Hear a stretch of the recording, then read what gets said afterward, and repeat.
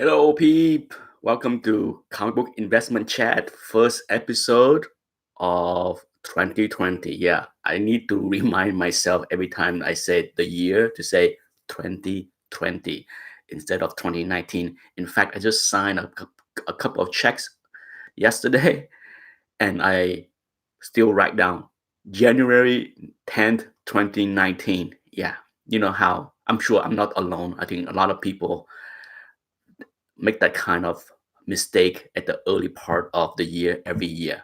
I do that too every year. It will take a little bit of my brain to train to write 2020. Welcome to the investment chat. I don't expect a lot of people is up and about, but my plans at the end of last year was going forward. I just gonna do a chat whenever I feel like doing it. And then people can always listen after. There is no requirement to listen during the live session. And it's more convenient for me to do whenever I find the time or have the desire to do it. Hello, James Watson. Hopefully, the audio is coming through clearly. Got my coffee. Beautiful, sunny, bright day today. Oh, look at that. Yeah. It's been very warm uh, the last couple of days. I mean, you're talking low 80s? You're talking January? Yeah, I'm sure some people are jealous out there that, oh my God, you have 80. From what I can tell, seem like this is not a very cold winter yet up in New England and upper part of the country.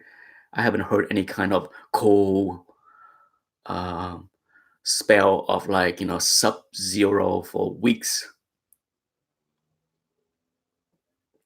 Anyhow, you see the mess behind me and the boxes. Yeah, things are going. My my CGC sales video ended today, so I'm in the process of consigning and shipping this big box to my comic shop. That's my plan. I have, I think, 11 books in there.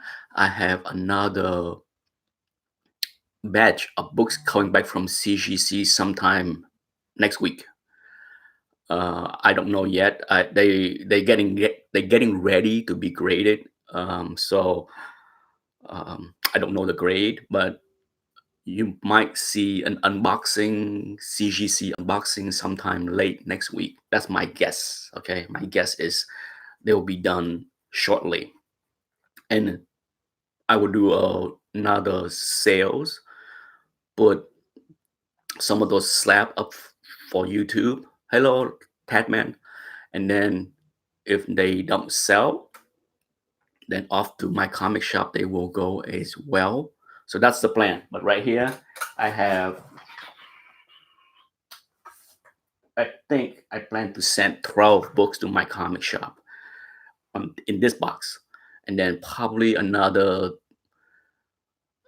around 10, I will keep shipping them to my comic shop. Um, Hello, comic book campaign. Thank you.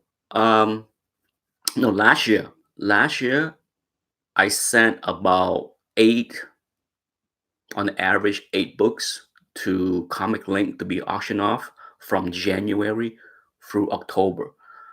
Altogether, I consigned 81 books to Comic Link last year, and then I consigned about 20 something to my comic shop. So altogether, okay, just over 100 slabs were consigned and sold at both my comic shop and Comic Link. Hello, Cougar.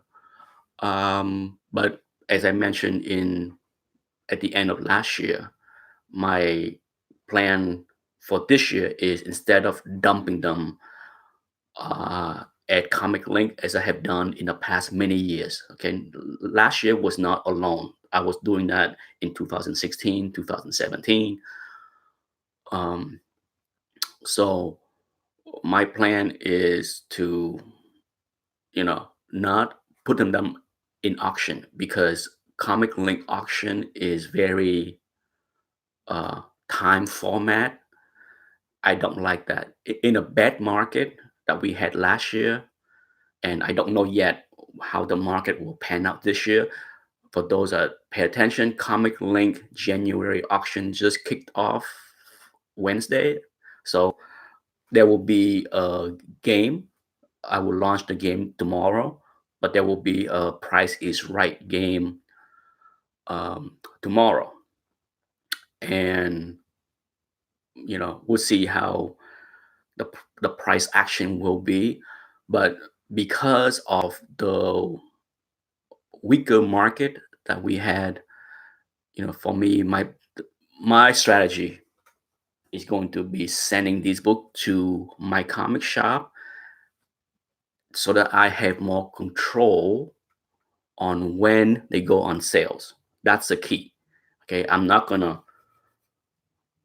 send a bunch of books to Comic Link and let it sit there for months and weeks or whatever, and then compete with five other copies. Mm-mm. I'm not playing that game. Not this year.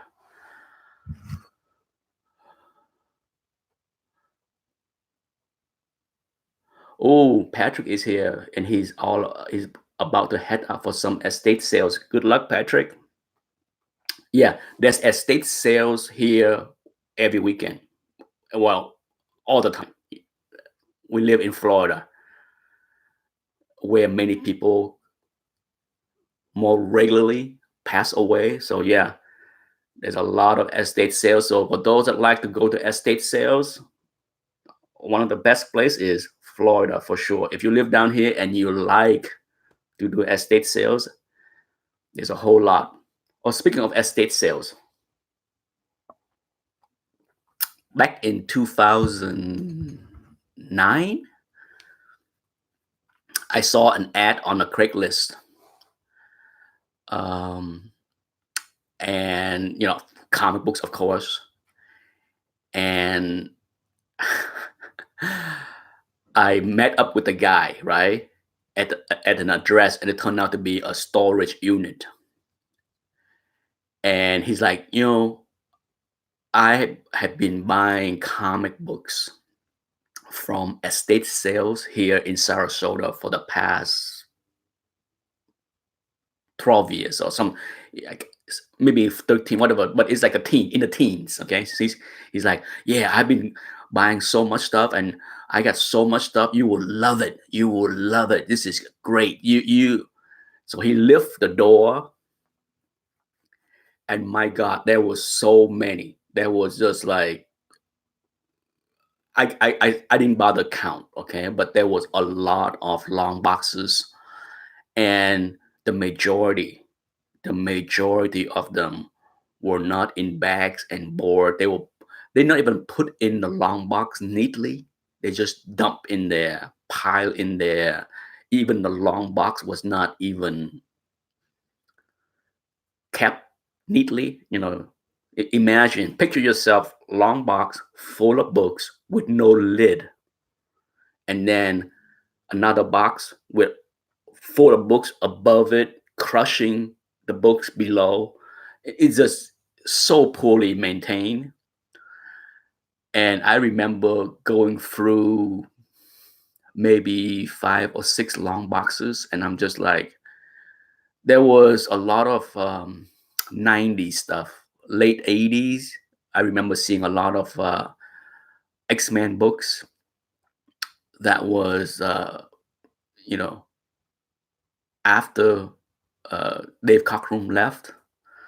But those books in low grade or mid grade aren't all that expensive or worth buying. And I remember going through that, and I just see a lot of late 80s, a lot of things that I was familiar with because I was buying stuff off the rack um, at that time. So I see a lot of stuff, and I just like, from every box, I went to like five or six boxes, and I'm just like, oh, this is exhausting. I'm not doing that. I'm not. No, the guy was kind of mad. He was mad that I wasted his time because he met up with me. and I literally spent maybe 20 minutes looking through those 5 or 6 boxes when he had a lot more. I have no idea how many boxes, but I just look at the 5 boxes that I can get my hands into because they was piled up so poorly that I'm just like, no, this is not the kind of. He's like, you barely spent any time looking at these things. There are so many more. What do you mean? You're not interested in? But I'm like, I'm sorry, I don't have time. I made an excuse like, oh, I got a will. I had a meeting. I remember making an excuse like, oh, I'm supposed to meet, my wife for lunch or something. And I'm like, I took off and he was not happy. But I'm just like, yeah, estate buy wisely. On top of that, how about store wisely? What a mess. But yeah, that was my one run in with estate. I have seen people with, great deals. There's a couple of business around here that deal with estate sales, and I went into them and I said, hey, do you how you handle comic books? Is there a place? Forget it, okay? Forget it. Not down here. There are enough collectors down here, and CGC is right down here. So when it comes down to competition with estate sales and Craigslist and all that stuff, homie, don't do that because it's a waste of freaking time. Okay, this for a small town, there's way too many things going on, too many people competing for the same stuff. So I'm not gonna waste my time doing that.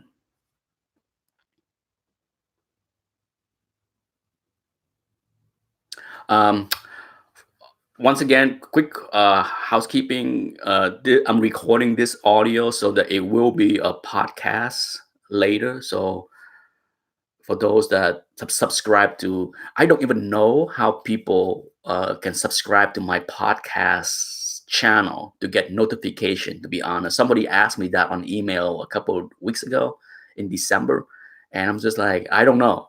I sent them a link. Well, when I load the podcast, I think there is a link to download the audio. I never check how the podcast work. Okay, I just do it. I just know that literally like a couple hundred downloads happened last year on my podcast. So I'm guessing that when I load a podcast on Podbean, then there's a link to the audio podcast that people can download. And from that link, maybe people can see my channel and subscribe to it. And then in the future, whenever I load a podcast, they see it or get notification. That's all I know. Heck, I don't even ask people to click the bell, hit the notification button, and all that stuff on my channel here on YouTube. I put my stuff out there. People can listen. They do whatever they want. You know me. I'm not about begging for views and clicks and this and that and whatever. I'm sure what I just said just offended a few people. What you mean? Who's begging? Who are you insulting? You telling whatever. Um yes, so this is the investment chat. So um one of the thing that I want to talk about is that when it comes down to investing in this hobby, I get so many questions all the time about um, buy Cougar. You know, I get question on what book to invest. This has been, I get this type of question for years and years on YouTube. Okay, so it's not something that is new, but one other thing that I harp on a lot that I need to repeat is investing in high grade books, high grade keys, regardless if it is silver age or bronze or copper, is not a game I recommend. Okay. People can play, people can do whatever they want with their money. I'm not here to say it's a bad idea. What I can tell you is that you tend to get the biggest bang for your buck as far as percentage, that's the key. Okay, just like in my Art of the Flip Path to a Key videos, I talk about percentage because that is the key. Just like in investment return. Okay, I talk to my son about this all the time. I tell him, when Amazon stock go from 2000 to 2100, the $100 jump seemed like a big deal, but percentage wise, it is not. Okay, it is not. It's 5%. Many stock move 5% in minutes. So if Amazon go from 2000 to 2100 in a week and you get 5% return, it's good. But focus on the percentage more so than on the price. Same thing with comic books. Okay, a lot of people look at Hulk 181 9.8 sold for $30,000. Wow. Yeah, I like to use Hulk 181 because it's a book that a lot of people know and understand. Well, guess what? Do you know what a Hulk 181 9.8 sold for in 2009? 26,000. Okay. Hulk 181, highest recording price over the past 10 years prior to the last 2 years. Okay, let's dial back to 2016. From 2009 to 2016, the highest recording price was 26,250, something like that. I checked out GPA a couple of days ago. Back in 2009. And then that price didn't go, that book did not go anywhere near 26,000 for many years. Not 2010, not 2011, 12, 13, 14, 15, 16, it started to creep up. And in 2017, it broke that price.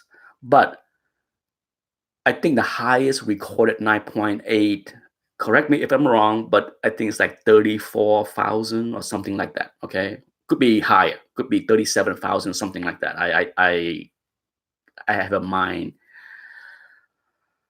fart right now, so I can't remember the exact number. But on the grand scheme of things, if the book go from 26,000, hypothetically speaking, okay, to let's say 40,000, let's say the book top out at near 40,000 in 2018, that's a 50% gain roughly from 26,000 to 40,000, 39,000. Okay, quick math for the math challenge. 50% return over a 8-year span, 2009 to 9-year span. Is that a good return? Is that a good return? I can tell you, anyone that understands investment return say that's not good. Not good, not bad, but certainly there are a ton of other investment that give you much better return. The stock market, do you want to know what the stock market did between 2009 and, yeah, a couple 100%. Okay, a couple 100%. Okay, more than 3 times, 4 times what Hope 181 9.8 did. Now, as always, there's gonna be some people say, yeah, but it's much more fun holding a Hook 181. You know what's fun for me? More money. Okay, let's be very blunt. Very blunt. If you invest that 26,000 in the stock market in 2009, by 2018, you would have 4 times that money, and you can go buy the Hope 181 for free and still have 3 times more money left over. That's what I'm saying. It's just that, when it comes down to books and investment in this hobby, a lot of people use the saying that, Heck, I could have bought that book 10 years ago for X dollar. I wish I did. I don't feel that way whatsoever because of the same example I told everyone here.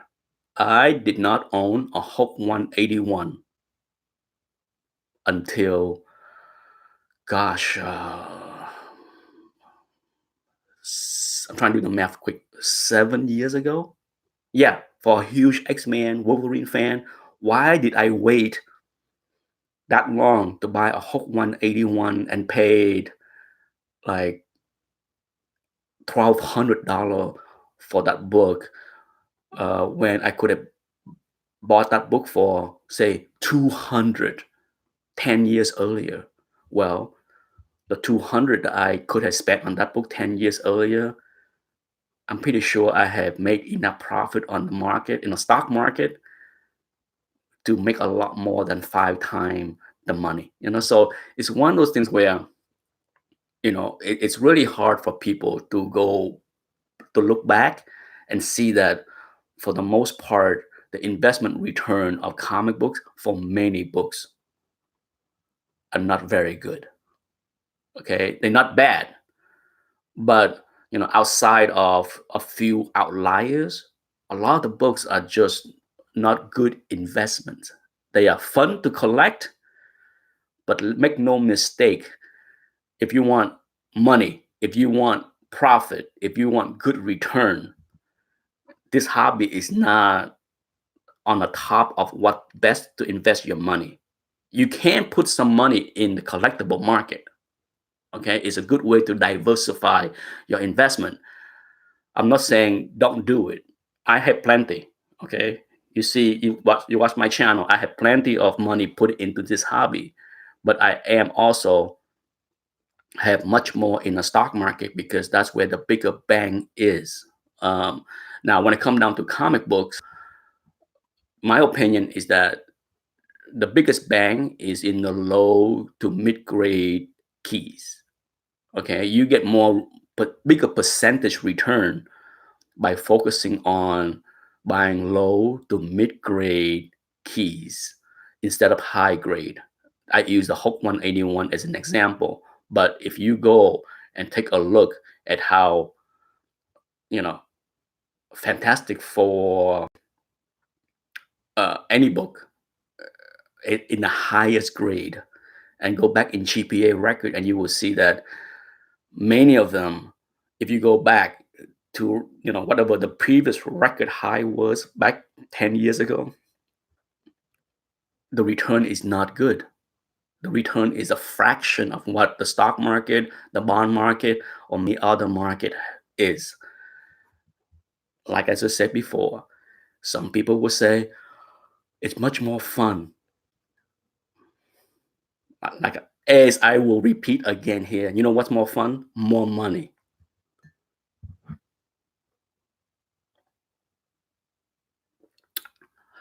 Oh, hello, Scott Farr.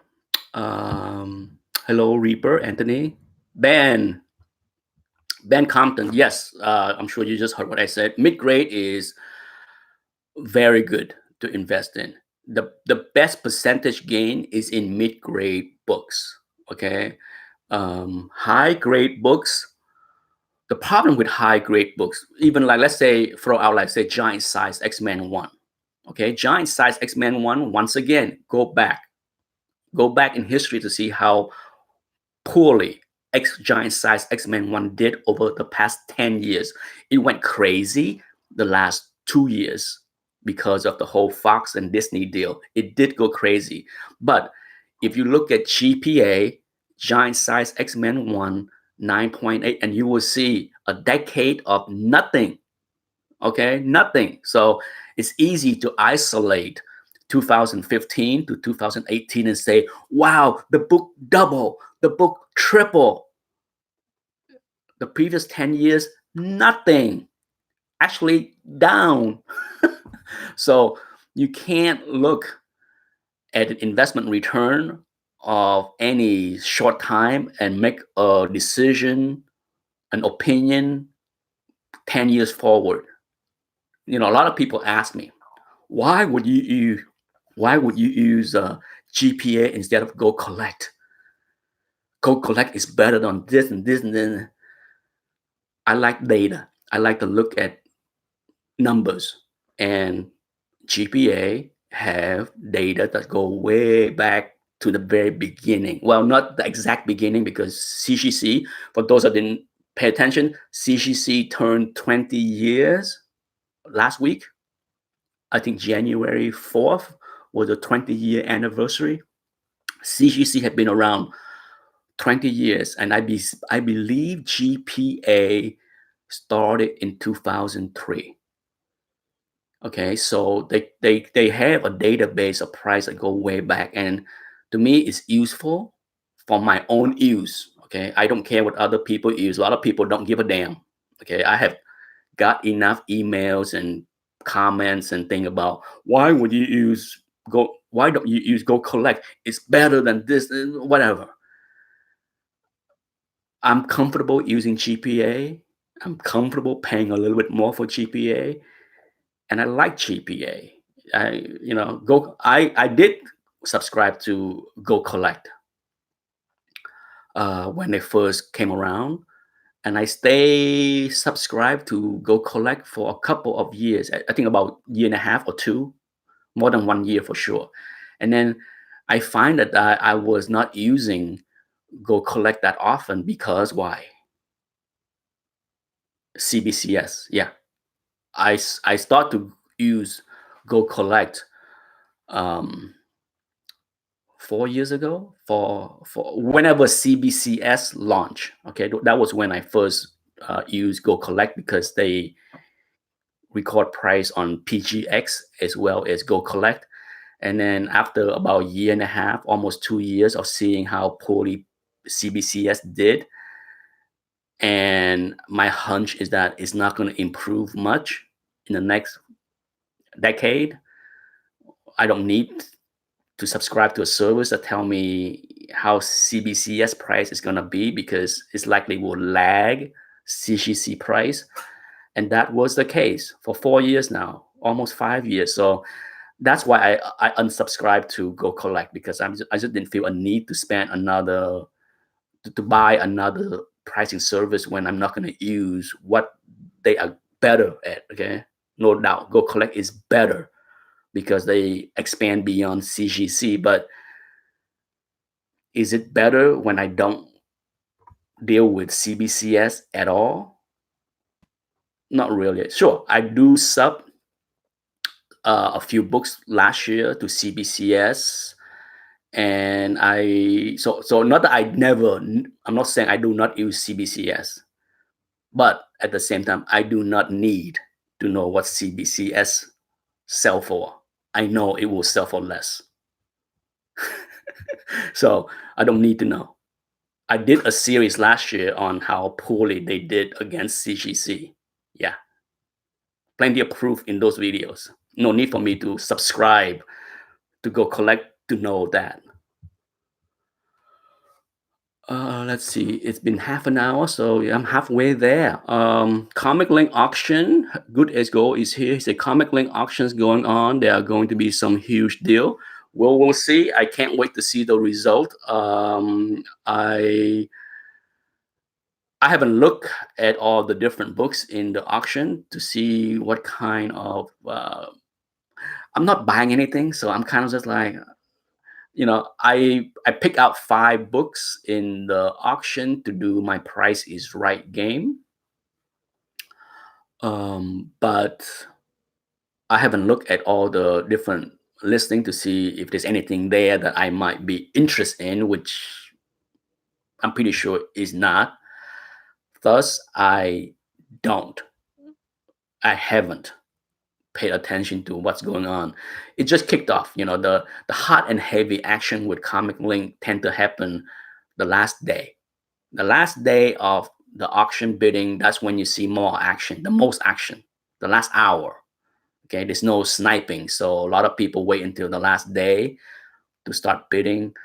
And so I will wait until the last day to pay more attention. Good as Gold said there is a showcase for, yeah, Nah, you know, like I said in my wish list video in December, there's nothing there. Showcase 4 and Teenage Mutant Ninja #1 is some of the books I keep my eyes out, but for those that pay attention here, let me repeat one more time. What do I like to buy? Raw books. So the odds of me bidding on a slab is, yeah, you see this. For those that listen to the podcast, it's the sign for 0. Okay. So I don't care if they have 10 copies of Showcase 4. Don't care. And for those that say, oh, what are you talking about? If you watch my channel, what do I buy? Even X-Men 1, Fantastic Four 1, I buy them raw. I can find them raw. Eventually, I will see a raw copy of Showcase 4 that I will buy. But I be damned to buy a slab. Be damned. I'm just so anti-slabbing as far as for my own collection that I just can't even look at a slab and no, not for me. In many ways, I think it helped me be disciplined in buying. Um, I don't have the FOMO. Uh, I don't have to buy something to have something. It's not important. It never was. It's just something that, uh, make no mistake, it's a fun hobby for me for many years, but it never been a FOMO thing with me with any books. If I see it, I buy it. If I've Luckily over the years, I was able to find a lot of great deals.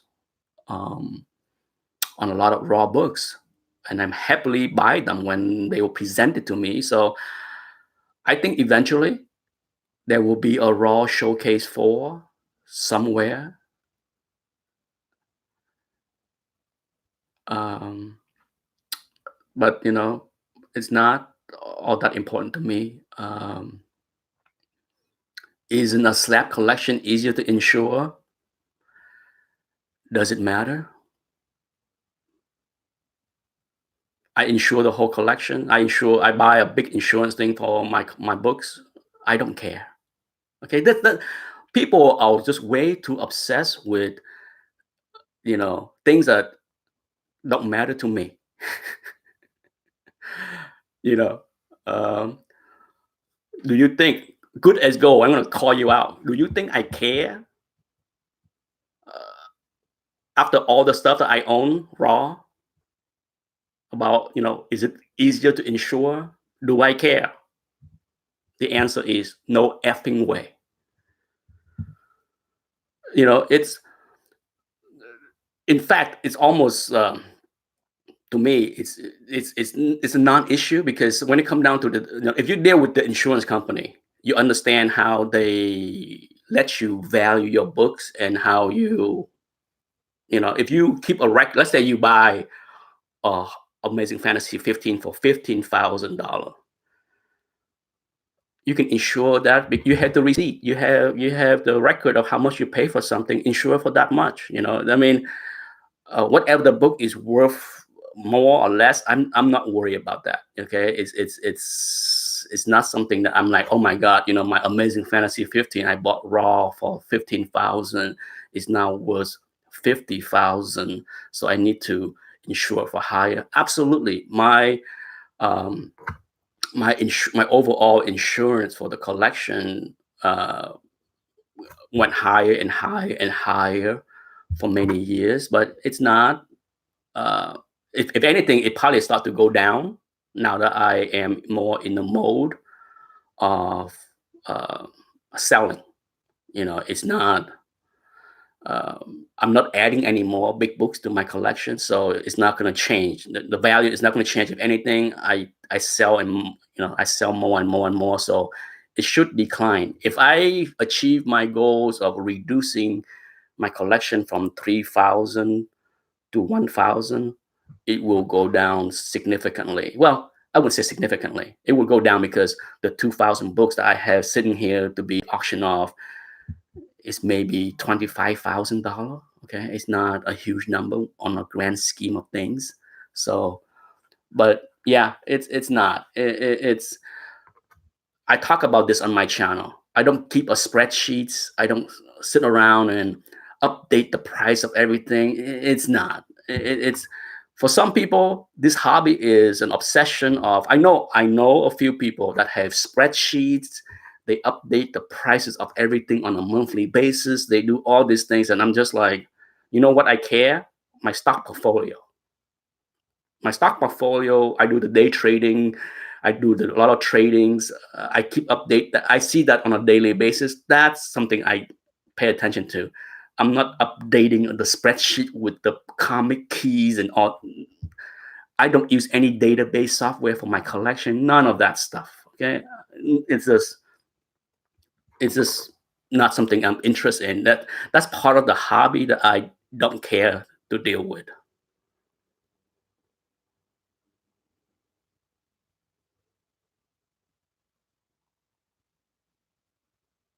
Hello, TH Comics.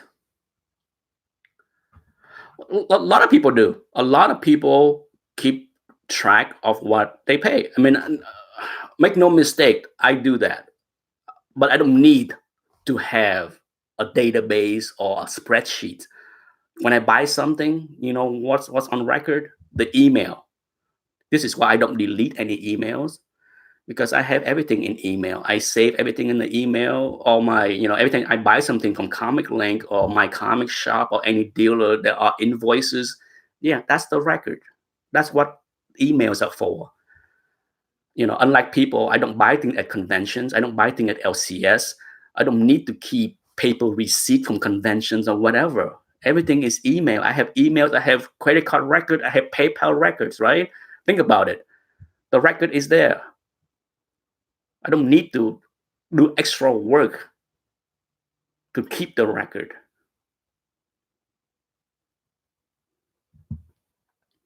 But yeah, I mean, to me, in my email, I have a folder that say comics, and whenever I, buy and sell whatever, I just drag the email confirmation into that folder. Done. That's it. That's the record. I don't need to do any more. Rebirth, I fell in love with that raw Tale of Suspense 39. Yeah, I have. Well, my plan is to slap one of those. I had 2 copies of Tale of Suspense 39, so I'm gonna slap one sometime this year, just to put one in a slab to sell in the future. One is low grade. One is like the one I did the video. That one probably, would I say, a 4.5 ish. The one that I have that's lower grade, I think is a 1.5. Yeah, the low grade one's a 1.5 because um it's low grade. What is there to say? I'm likely to slap the 1.5, to be honest, because when it comes down to low grade, it's easier to put it in a slab to protect. And to and not have to deal with people arguing between what's a grade 1.5, 1.8. Yeah, it's easier to put it in a slab, let CGC deal with it, and then I can just sell it later, whatever. But yeah, that's the plan.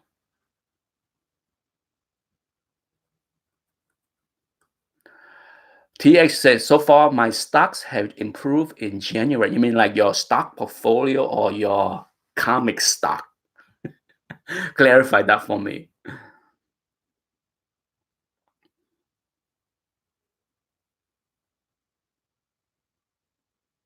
Oh, comic, your stock. Yeah. Be careful out there for those in the stock market. Okay. We are at record high, near record high. Um, the stock market, for those that understand how the stock market work, the January effect is in full effect. Okay. The stock market have a lot of trends that uh repeatable, if that's such a thing. There are things that happen at certain time frame that make a lot of sense. And January tend to be a very good month for return.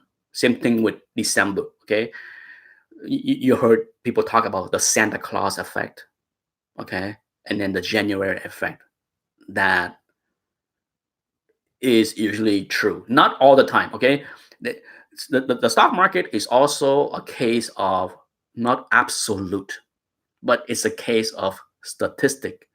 You have to look at um, how the numbers pan out statistically, like whether it's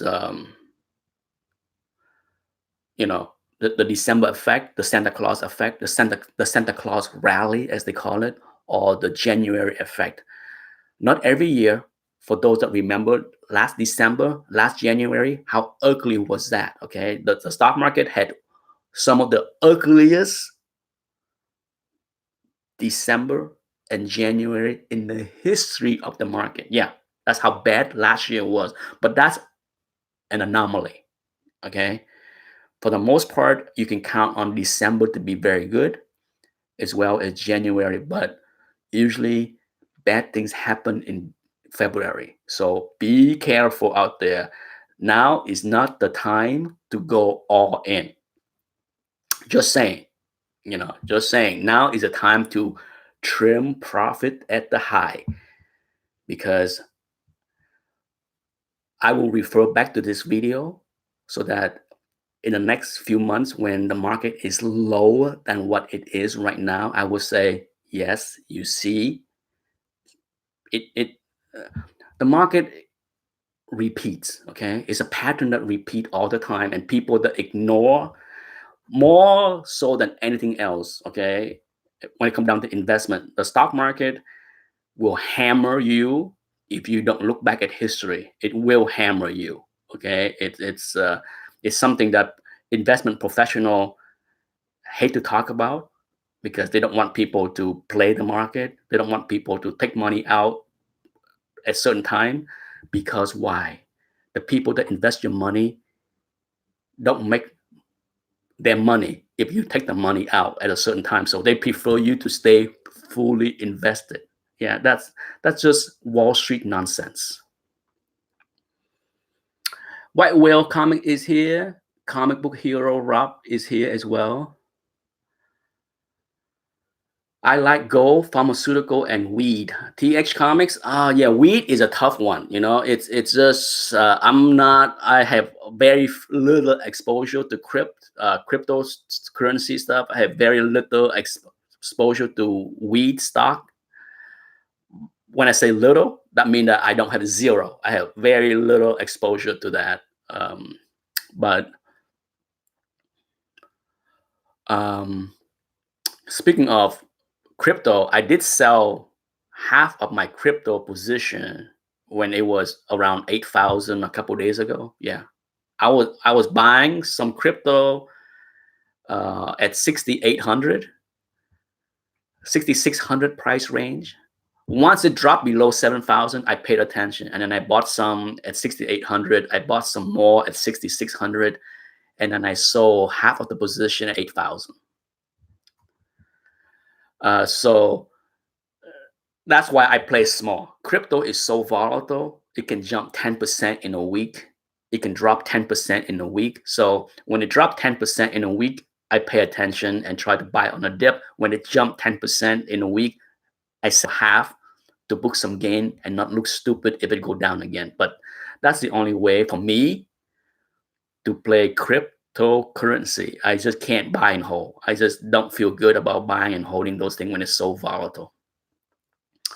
I got 15 more minutes to go. So yeah, back to the comic book market is that it's so um, it's so easy to be enchanted with high grade slabs. Okay, we are all, who doesn't like high grade? Okay, you hear it's better to have low grade than no grade mantra.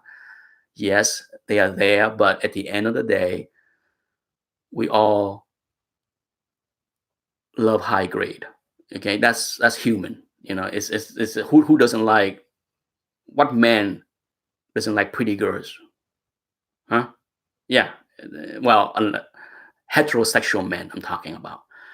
So it is what it is. So we all love high grade, but at the same time, high grades are tough to invest in. Okay, especially big keys, because if you go back 10, 12, 15 years in the market, a lot of them have very bad return. Okay, they may have positive return, but if you have an annualized return of say 2 or 3 or 4% a year, that's not good. Not when the stock market is giving you 9, 10%. Okay, so if you like money, invest in a stock market and then use some profit to buy some comic books, and then you don't have to give a damn if your comic books go up or down. Right? That's how I like to approach the hobby. I like to make money in the stock market, and then I take some play money to put in the hobby.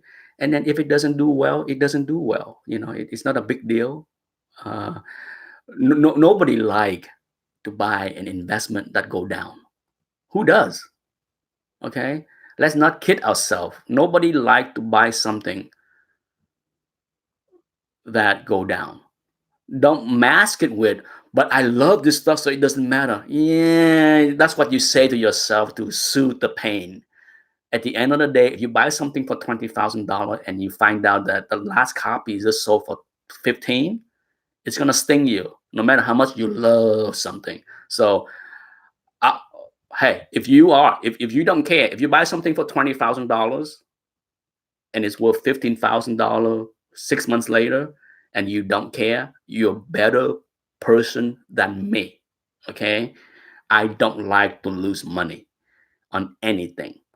Um, so if you can do it, if you can shrug it off like, it's no big deal. I love the book, so it doesn't matter one bit. And if that's 100% true, 100% true, where you're not delusional in saying that to make yourself feel better, if that's 100% true, you're a better person than me, because it won't feel good for me to buy something for 20,000 and see it worth 15,000 6 months later.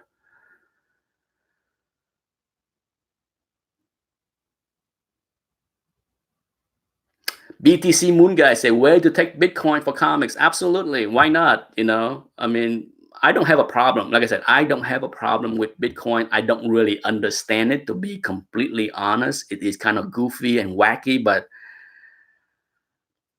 I have played the game. I have traded Bitcoin. I have lost some money in Bitcoin. I have made some money in Bitcoin. Thankfully, the profit is more than the loss. So at least I am in the positive trading Bitcoins.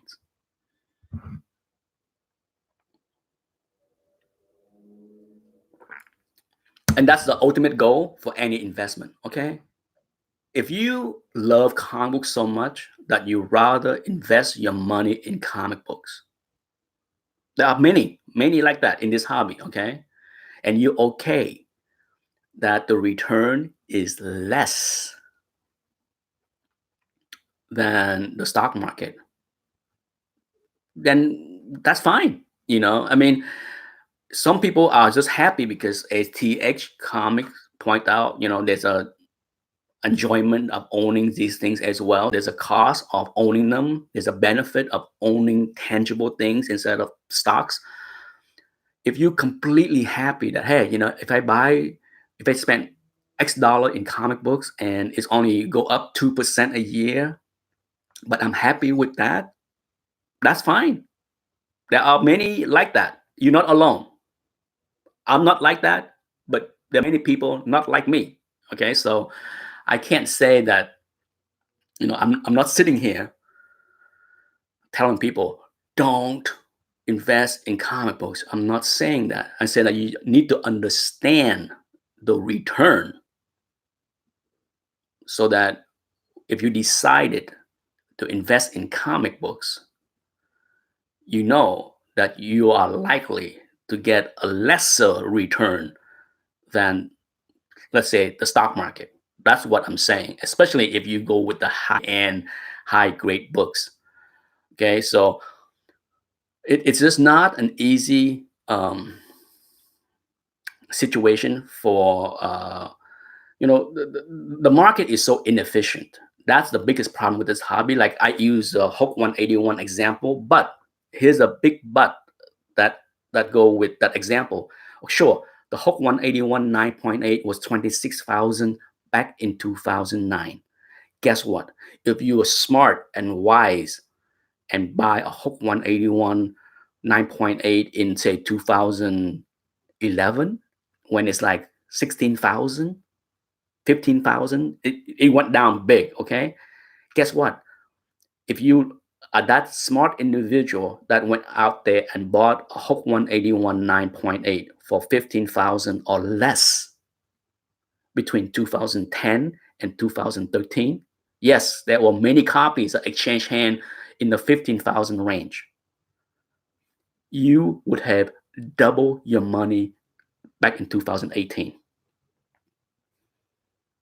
So the buying spot, a stock trader would say, location matter.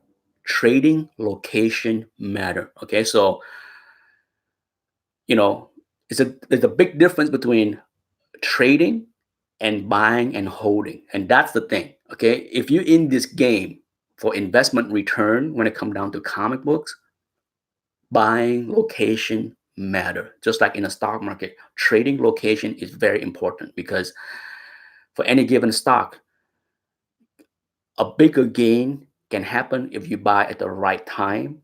Same thing with a bigger loss if you buy at the wrong time. So if you bought a Hook 181 in 2011 for 15,000, and you sold it in 2018 for double the price, congratulations.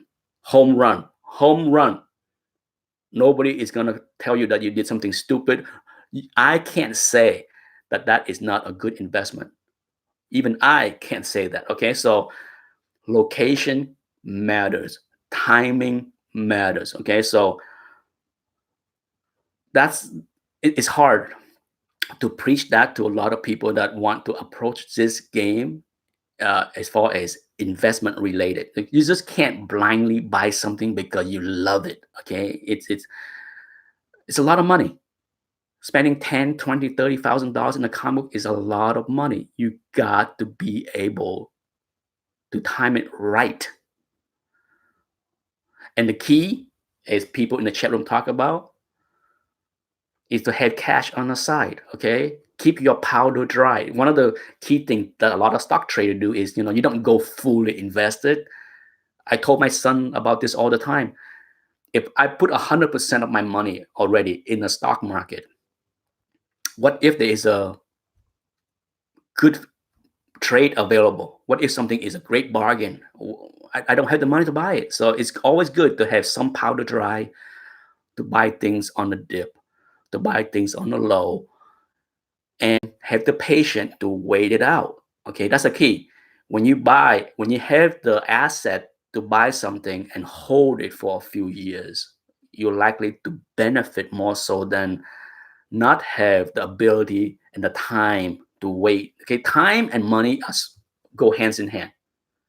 When it comes down to investment, people that had to sell something because they ran out of time will tell you forced selling of anything, any assets, will always result in lesser price.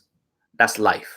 Okay, you never want to be in a position where you say, I need to sell this book because I had to pay uh, the auto shop to fix my car so I can drive to work. Okay, if you are in that kind of a bind financially, you don't want to be in that position. You don't want to be in a position where you have to liquidate something quickly to pay for that kind of expenses. Okay, have the powder dry. Don't fully go into everything. Don't spend every nickel that you have on your paycheck into this hobby. My God, please don't. I can't stress enough that people that blow every nickel they have in this hobby. Woo, scary, scary.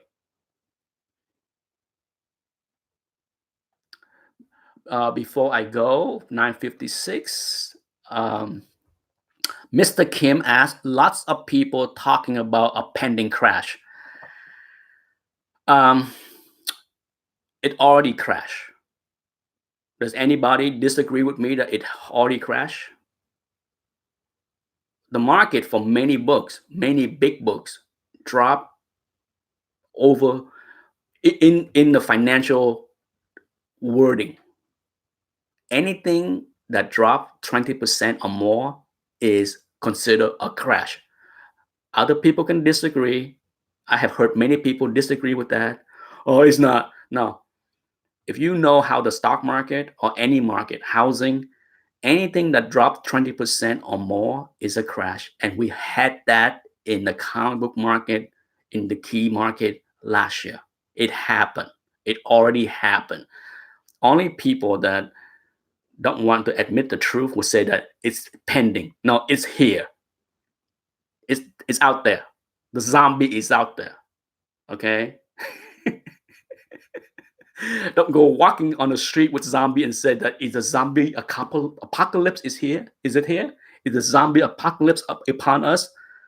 Don't wait until the zombies start to run and eat your face to say that, oh, it's here. No, the crash is already here. I talk about that on my channel since the end of last year. I show plenty of evidence of many books, even big, hard to find books like Captain America 1. Captain America 1 went down 25% for a hard to find book. Okay, a rare book. It went down 25% last year. So it crashed. The market has crashed. Okay, that being said, the market, when a market crash, it's not uniform. Just like in the stock market. Okay, when the stock market dropped 20% last December and January, did every stock drop 20%? No. I made money. I was communicating with a few YouTubers that also exchanged email with me for the stock market. I was buying Philip Morris and made money. I have quite a few positions that actually made money when the market was crashing. So it's easy for some people to jump out here and say, what are you talking about? This, I can't find a bargain for this book whatsoever. What crash are you talking about? You can't look at one book. You can't look at a book that you are looking to buy for your collection that didn't go down in price and say, there is no crash. What are you talking about? I can't find a bargain for this issue. Step the F back and look at the big picture, okay? And then you can see if there is a crash or not. Stop, put on blinders, and ignore everything. That's the problem with a lot of collectors, is that people just like ignoring what's going on. I'm not buying Amazing Fantasy 15. I can never afford that book, so I don't give a damn. I don't care what's going on with the price. I'm just looking for this latest variant stuff. I so this book is still hot, so the market is still hot. That is not the market. Yes, I have heard of that kind of talk before. It's pure wishful thinking, because if you put your blinders on and ignore everything else because you're not buying those things, then you can't form a complete picture.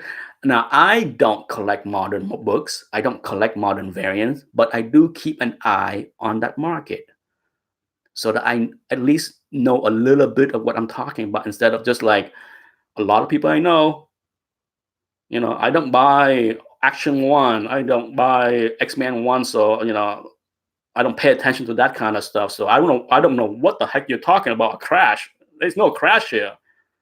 The latest 1 to 25 variant is still hard to find. I still got to pay up a premium to get that book. That's not the market. That's a small part of the market.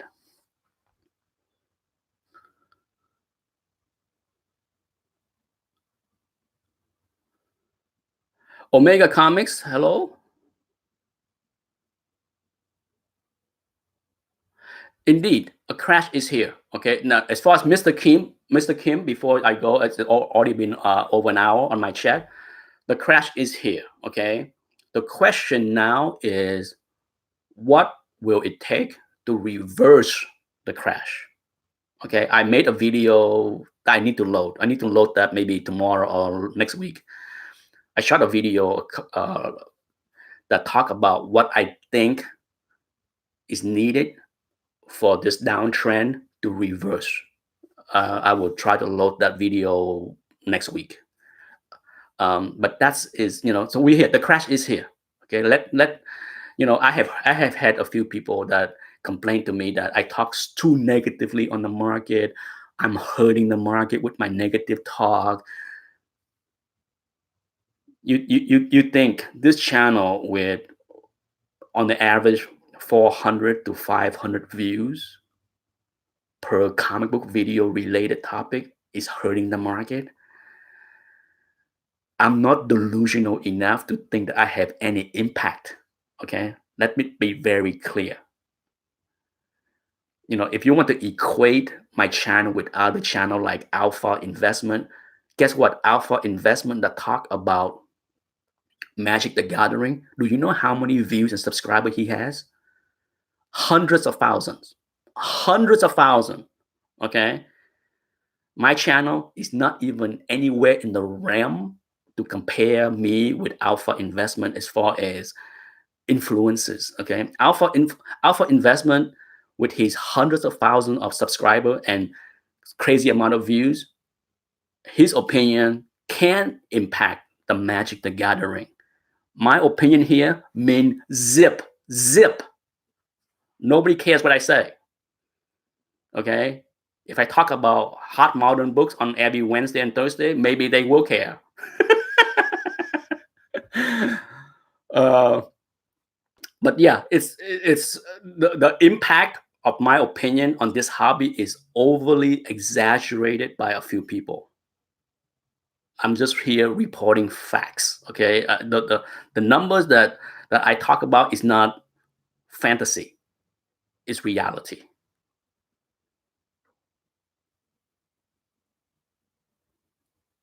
Anyhow, that's it, folks. Enjoy your Saturday. Beautiful day today. Maybe I will get a chance to go out and see the movie 1917. I can't wait to see that movie. I've been waiting for that movie, and now that it is here, I had to see if my wife and son want to see it. I don't think it's a kind of movie they care to see, so I might have to do this alone. But still, I want to see this movie. 1917 is on my list. Anyhow, enjoy your Saturday. Enjoy the football, big games. I can't wait to watch the game myself. Bye bye.